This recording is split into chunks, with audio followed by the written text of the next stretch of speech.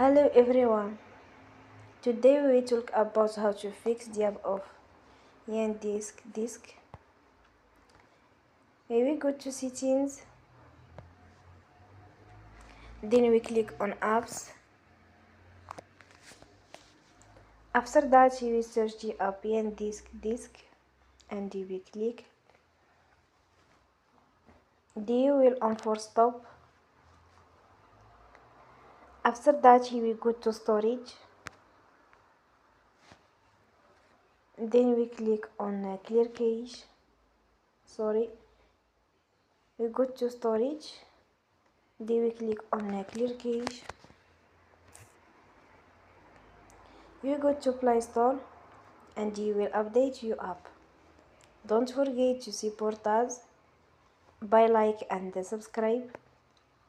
See you next time and thank you for watching.